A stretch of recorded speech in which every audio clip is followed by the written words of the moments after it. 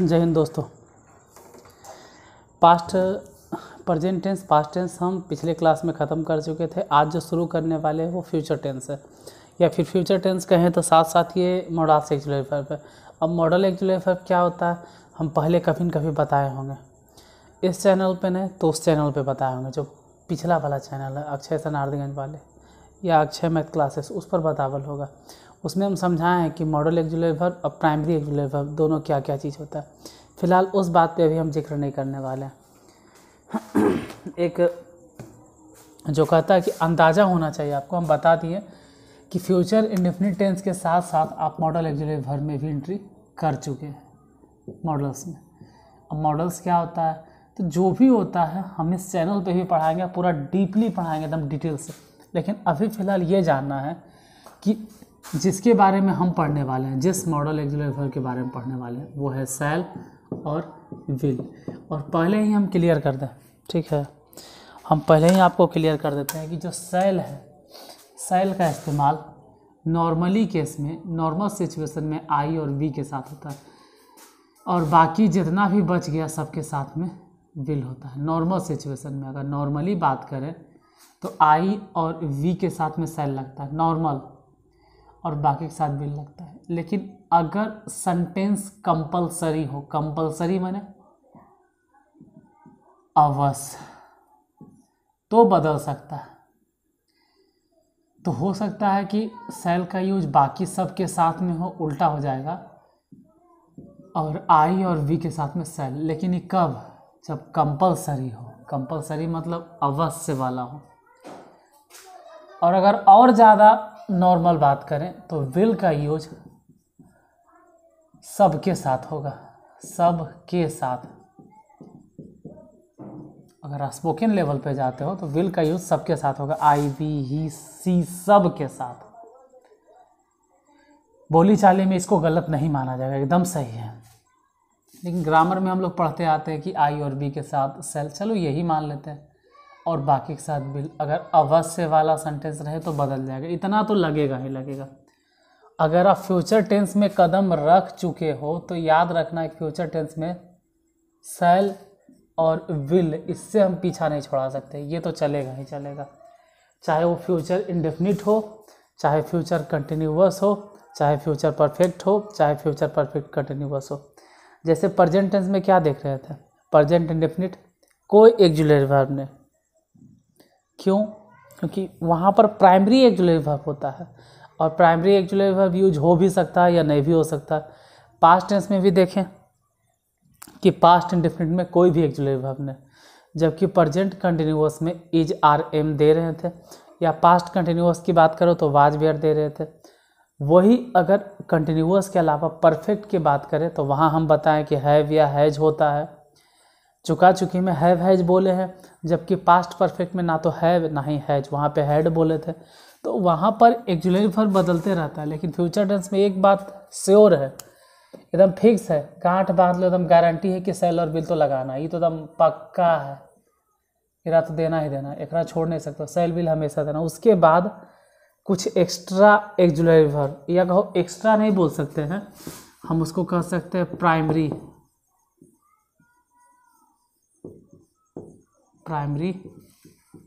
Auxiliary verb. अगर ज़रूरत होगा तो हम देंगे। जैसे वॉइस पढ़ाते वक्त भी बोलेंगे कि प्राइमरी ऑक्सिलरी वर्ब देना ज़रूरी होता है। वॉइस जब हम पढ़ाएंगे तो उस वक्त पढ़ाएंगे कि प्राइमरी ऑक्सिलरी वर्ब देना ज़रूरी होता है, कि अलग से प्राइमरी ऑक्सिलरी वर्ब। और जहाँ पर भी आपको प्राइमरी ऑक्सिलरी वर्ब नहीं समझ में आ रहा है वहाँ पर बी लगा दो, या बी का ही कोई रूप होता है तो बीइंग लगा दो, ये वॉइस में पढ़ाएंगे। लेकिन फ़िलहाल बता देते प्राइमरी ऑक्सिलरी वर्ब अगर नहीं पता चले कि क्या दे सक, तो बी का ही कोई रूप दीजिए, बी, या उसका भी फॉर बीइंग, या इसी का भी थ्री बीन, या इसी का प्रेजेंट फॉर्म में अगर देखें तो इज एम आर, इसी का अगर पास्ट फॉर्म देखें तो वाज वेयर। तो is am are was were ये सब तो खैर बात ही अलग है। क्यों? क्योंकि इज एम आर की अगर बात करते तो बी का ही रूप है, लेकिन ये प्रेजेंट फॉर्म है। और वाज वेयर की अगर बात करें इन दोनों के तो बी का ही रूप है, लेकिन पास्ट फॉर्म में। अब पहले ही हम क्लियर कर दें कि हम प्रेजेंट टेंस पढ़ा दिए हैं और पास्ट टेंस भी पढ़ा दिए, तो जाहिर सी बात है कि ना तो अब इज एम आर का इस्तेमाल चलेगा, ना ही वाज वेयर का। तो जो यूज होगा वो या तो बी, या तो बीइंग, या तो बीन, इसी में से किसी का हम इस्तेमाल करने वाले हैं। ये तो पहले क्लियर कर दिया कि फ्यूचर टेंस में 2-3 बात एकदम गांठ बांध लीजिए, एकदम श्योर कर लीजिए शैल विल देना है, उसके बाद प्राइमरी एक्चुअली वर्ब कभी कभी ज़रूरत पड़ेगा देना है। अब आते हैं हम इस टॉपिक पे जो आज का मुद्दा है कि फ्यूचर इंडेफिनिट टेंस होता क्या। तो फ्यूचर टेंस है और मॉडल्स है, इसमें डेफिनेशन पे उतना फोकस नहीं करना, फिर भी हम बोल देते हैं यदि, फिर भी डेफिनेशन बता दे रहे हैं। फ्यूचर टेंस में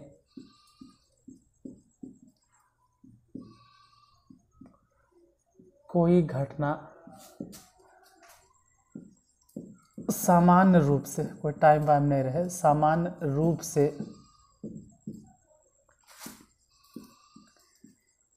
घटित हो तो उसे फ्यूचर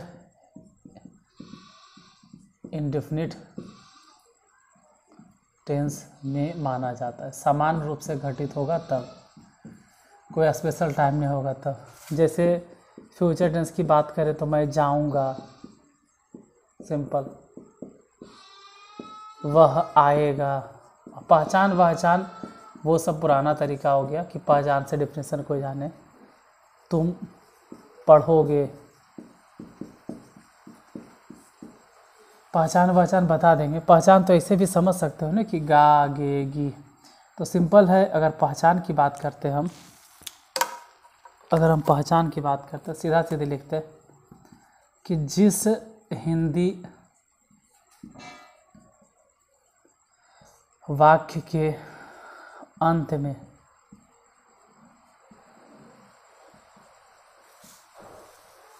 क्रिया के साथ,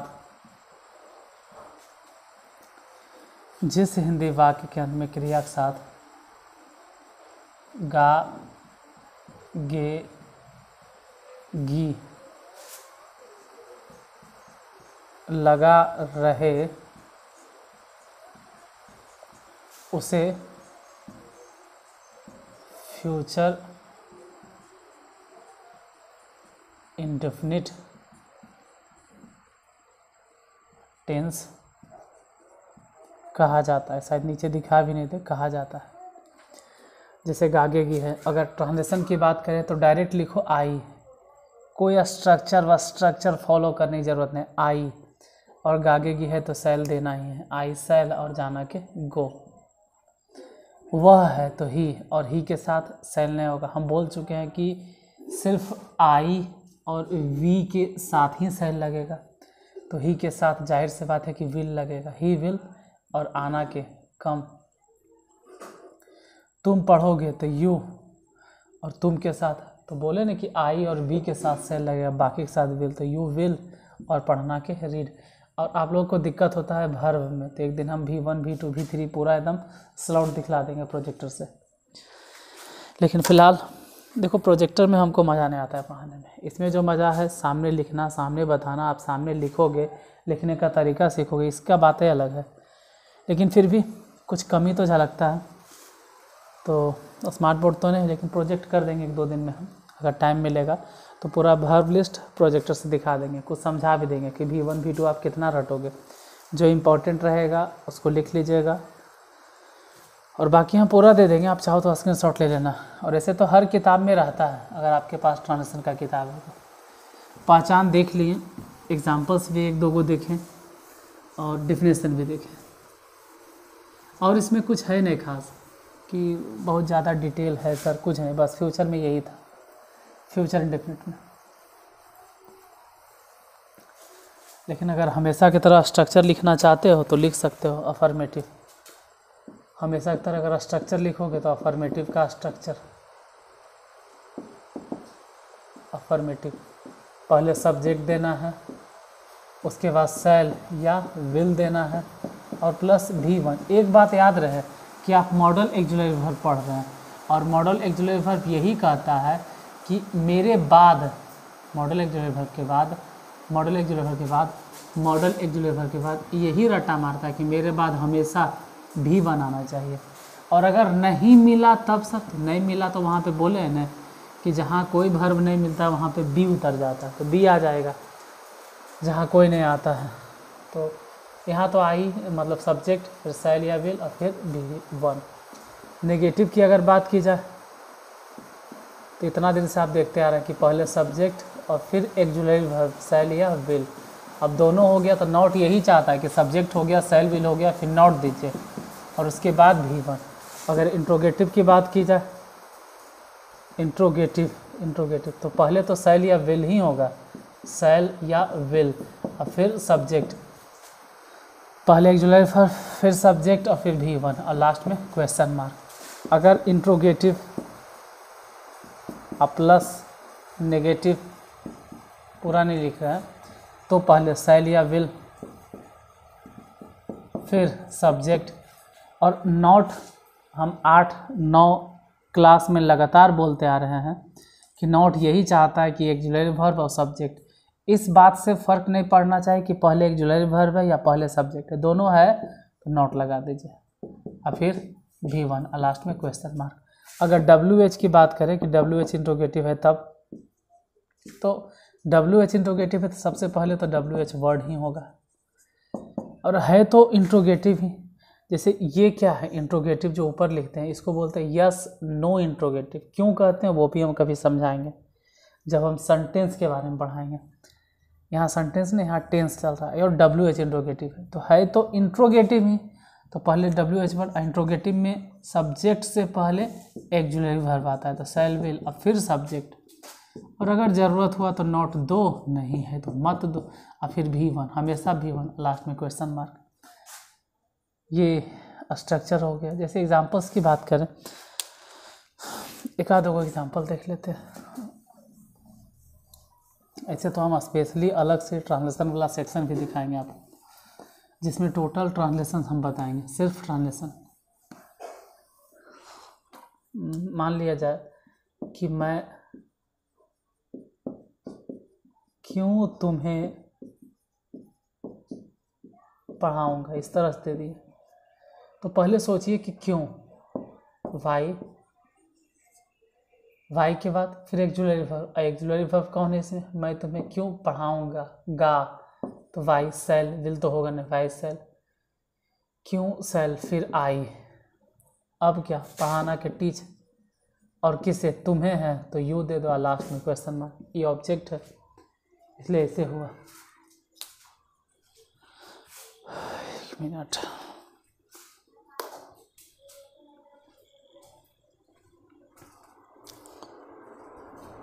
फ्यूचर इंडेफिनिट में ज़्यादा प्रेशर लेने वाली बात नहीं, ठीक है।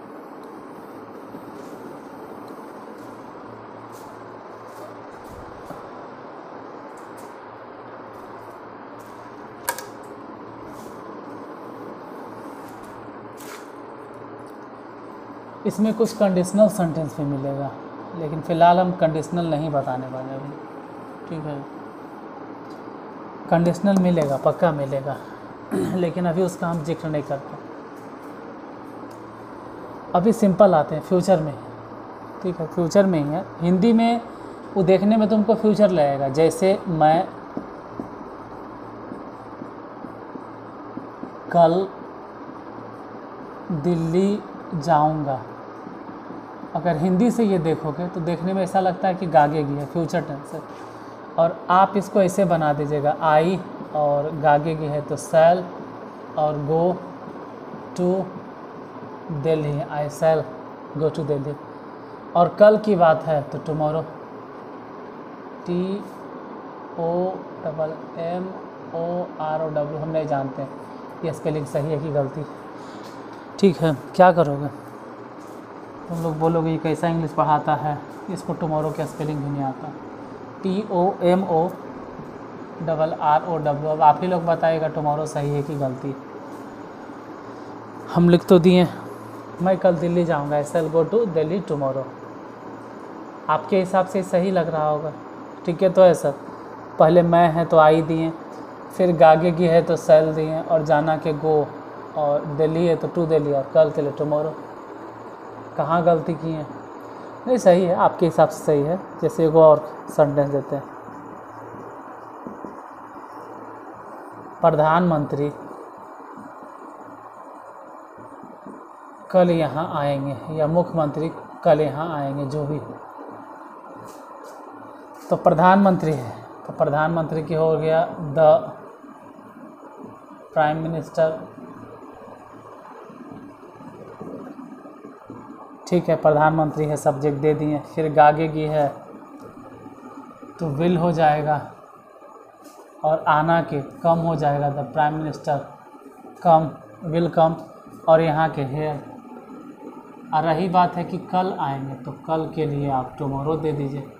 तो देखने में एकदम सही लग रहा है, लेकिन ये भी गलत और ये भी गलत, दोनों गलत हो गया। जैसे कि मतदान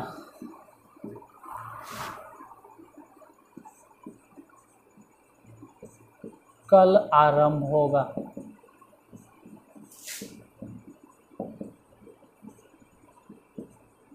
मतलब हिंदी में तो एकदम साफ झलकता है कि फ्यूचर टेंस है और फिर फ्यूचर इंडेफिनिट है। और आप बना भी देंगे मतदान तो द पोल, या पोल, पोल लिखो, पोल, और आगे की है तो विल, और आरंभ होना के स्टार्ट, पोल विल स्टार्ट, या द पोल विल स्टार्ट। और अच्छा, 2 बार आरंभ हो गया ना, आरंभ थोड़ा ज़्यादा ही हो गया। मतदान कल आरंभ होगा, और कल के लिए टुमारो। तो आपके हिसाब से सही है, लेकिन मेरे हिसाब से फिर भी गलत है। मतदान के ठीक दिए, आगे की है तो विल दिए, आरंभ किया स्टार्ट, और कल के टुमारो। कहाँ गलती की हम बताते हैं। देखो हिंदी में भले ही लग रहा है कि फ्यूचर टेंस है, लेकिन इन सभी में एक वर्ड स्पेशल है, और वो है कल, जो कि समय को बतला रहा है। कल, कल, कल ही क्यों, कोई भी समय हो सकता है, ऐसा कोई ज़रूरी नहीं कि कल ही होगा, कोई और भी टाइम हो सकता है। और जब उसमें पहले से टाइम मालूम है, तब आप इसका अनुवाद फ्यूचर इंडेफिनिट की बजाय प्रेजेंट इंडेफिनिट टेंस में करोगे, याद रखना।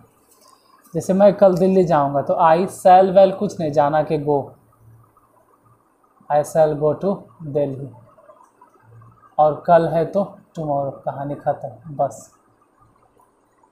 प्रधानमंत्री कल आएंगे तो द प्राइम मिनिस्टर, और आगे की कुछ नहीं देना है, द प्राइम मिनिस्टर कम्स, क्योंकि प्रेजेंट इंडेफिनिट टेंस में बना रहे हैं, कम्स हेयर, और कल की बात कर रहे हैं तो टुमारो। मतदान कल स्टार्ट होगा तो पोल विल नहीं होगा, द पोल स्टार्ट, द ही दे दीजिए क्योंकि डेफिनेट कोई मतदान होगा, the poll start,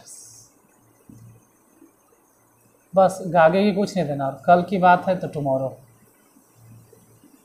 the poll start will tomorrow, the poll starts tomorrow. अब ये नहीं है कि कल है तभी ऐसा बात है, कोई भी टाइम हो सकता है। जैसे देखो, जब बता ही रहे थे एक दो और एग्जांपल देते, मतलब हिंदी में देखोगे तो ऐसा झलकेगा कि अच्छा ये फ्यूचर टेंस है, लेकिन जब ट्रांसलेशन बनाओगे फ्यूचर में तो गलत हो जाएगा। उसको ट्रांसलेट करते वक्त इस बात पे ध्यान रखना है कि हम उसको फ्यूचर टेंस में नहीं बना सकते हैं, प्रेजेंट टेंस में ही बनाएंगे। जैसे एक दो और देखिए एग्जांपल्स, मान लिया जाए कि रविवार को मैच आरंभ होगा और अगले महीने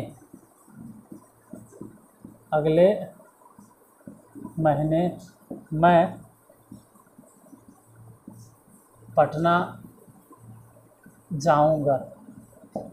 देखिए देखने में सब लग रहा है कि फ्यूचर टेंस है, दोनों ही सेंटेंस।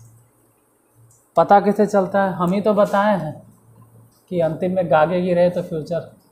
और आपके हिसाब से अगर आप बनाना चाहो तो रविवार को मैच स्टार्ट होगा, तो रविवार को, ये तो खैर अदर वर्ड हो गया, कब स्टार्ट होगा, मैच आरंभ होगा। तो आप लिख दीजिएगा द मैच, और गागे की है तो विल, और आरंभ के स्टार्ट। और रही बात है कि रविवार को, तो ऑन संडे।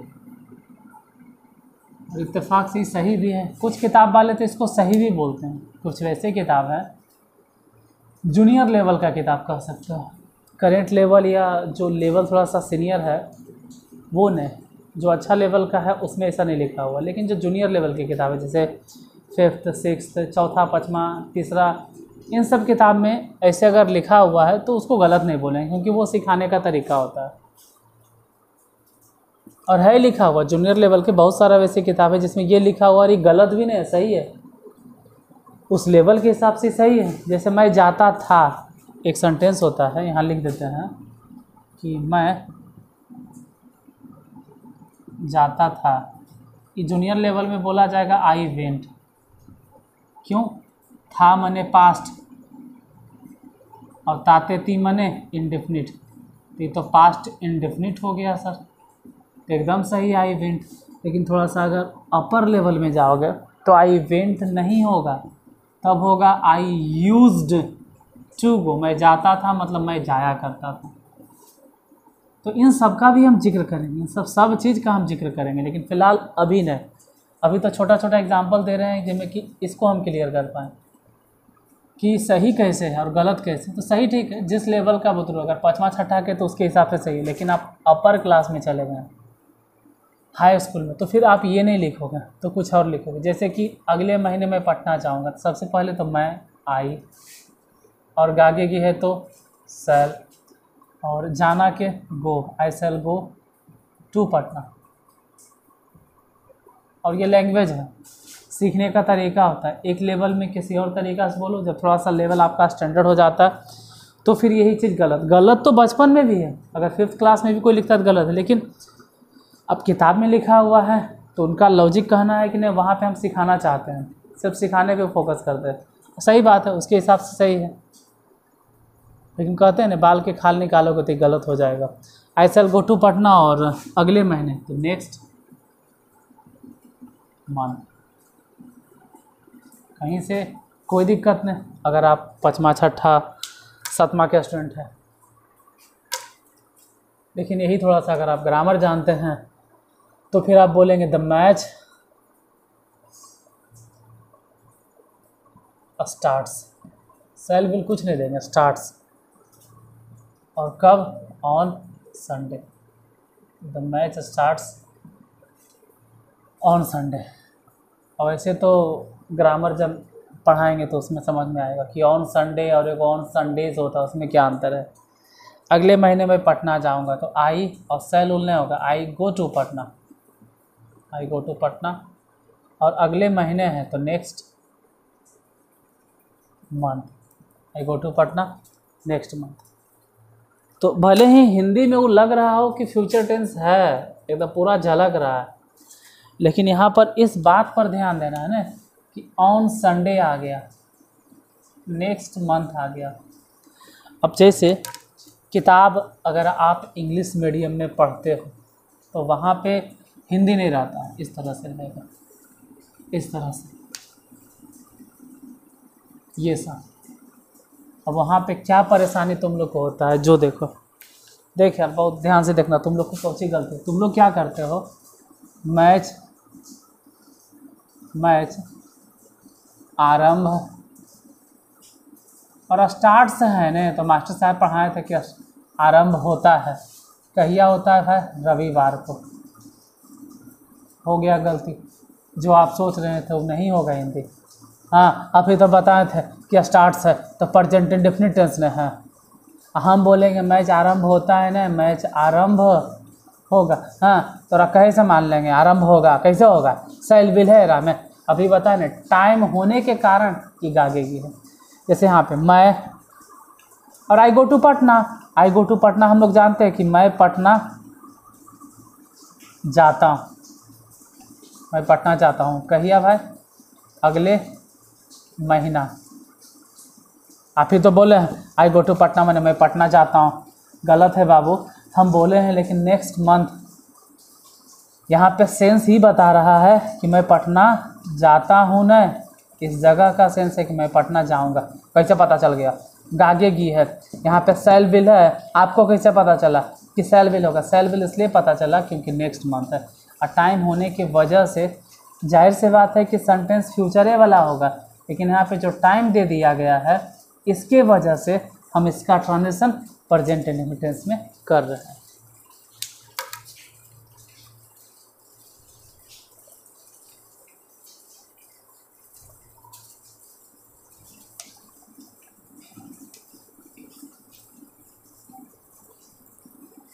जैसे जाते जाते देखिए, I do not teach you, इसका मतलब मैं, I do not teach you, do not माने नहीं, आई डू नॉट माने नहीं, डू नॉट, डू का हिंदी कुछ नहीं करना है, मैं तुम्हें, यू है, नहीं पढ़ाता हूँ, मैं तुम्हें नहीं पढ़ाता हूँ। लेकिन अगर ऐसे रह जाएगा, I do not teach you on Sunday, तो क्या होगा? तो क्या आप भी वही लिखोगे, I do not teach you, मैं तुम्हें नहीं पढ़ाता हूँ, और ऑन संडे, इसका मतलब ये हो जाएगा कि मैं तुम्हें रविवार को नहीं पढ़ाऊँगा, इसका ये मतलब होता। कुछ लोग कहते हैं हाँ ये थोड़ा होगा, ऐसे भी तो हो सकता है, इसका हिंदी ऐसे भी तो हो सकता है ना कि मैं तुम्हें रविवार को नहीं पढ़ाता हूँ। ठीक है, तो लग रहा है बोले सर मैं तुम्हें रविवार को नहीं पढ़ाता हूँ, I do not teach you on Sunday. सही तो है, ये वो कहाँ गलत है? गलती है बाबू, ज़बरदस्ती नहीं करो, गलत है। हाँ गलती कैसे? गलत है, गलत है एकदम 100% ही गलत है। I do not teach you और ऑन संडे हो जाने के वजह से एकदम पक्का है कि मैं तुम्हें, ये फ्यूचर का बात है, ऑन संडे मतलब टाइम दिया फ्यूचर का। हाँ इस पर भी तो बैठिए रहा है, एकदम अड़ जाओगे तुम, इस पर भी तो बैठिए रहा, मैं तुम्हें रविवार को नहीं पढ़ाता हूँ, ठीक है तो है ताते थी। अरे नहीं यार, इसका अंग्रेजी अगर देखोगे तो ये होता है, यहाँ देखो, यहाँ आई डू नॉट, देखो ये होता है I do not teach you, और गौर से देखना, ऑन संडेज, उड़ी बाबा हो गया गड़बड़। अब बता, तुम ही बता, अब इसके आगे हम कुछ भी नहीं बताने वाले हैं। अब आपके लिए होमवर्क दे दिया जाता है, हम आपसे पूछेंगे सेंटेंस नंबर फर्स्ट और सेंटेंस नंबर सेकेंड, इन दोनों में, ये दोनों सेंटेंस है, फर्स्ट सेंटेंस और सेकेंड में मात्र एक अक्षर का डिफरेंस है, एक लेटर इसमें कम है इस सेंटेंस में, और एक लेटर इसमें ज़्यादा है, एक लेटर का, एक लेटर का। अब बताते हैं क्यों। यहाँ पे है ऑन संडे मतलब रविवार को, और यहाँ पे है ऑन संडेज मतलब प्रत्येक रविवार को। मैं तुम्हें रविवार को नहीं पढ़ाता हूँ, ये एक तरह से आदत के बोध करा रहा है, क्योंकि हम प्रेजेंट इंडेफिनिट का डेफिनेशन बताए हैं कि वैसा सेंटेंस जो प्रेजेंट टेंस में आदत के बोध कराए, सब्जेक्ट किसी काम का आदी हो जाए। मैं तुम्हें रविवार को नहीं पढ़ाता हूँ, रविवार को नहीं पढ़ाता हूँ, प्रत्येक रविवार को, ये आदतें के बोध करा रहा है, इसीलिए यहाँ पे संडेज हुआ और इसमें सिर्फ संडे हुआ। अब जाते जाते एक सेंटेंस आपके लिए,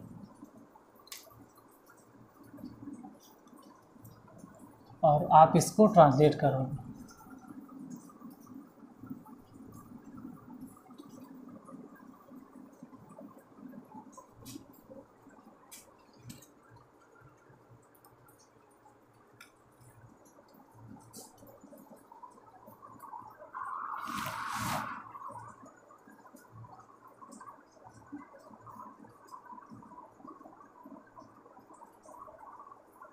हम नहीं बताएं फिर भी आपको दे रहे हैं,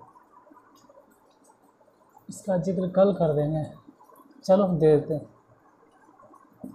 यदि आप कड़ी मेहनत करेंगे, छोड़ो कहाँ ये पहुँच गया, इसे भी ग्रामर में मिलेगा। अब लिख दिए तो लिख दिए, यदि आप कड़ी मेहनत करेंगे तो आप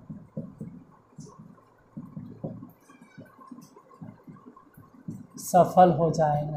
हालांकि अभी ये हम बताए नहीं, फिर भी बिना बताए थोड़ा सा आप अपने से प्रयास कीजिए। बिना बताए ही आपको होमवर्क दिए, क्यों?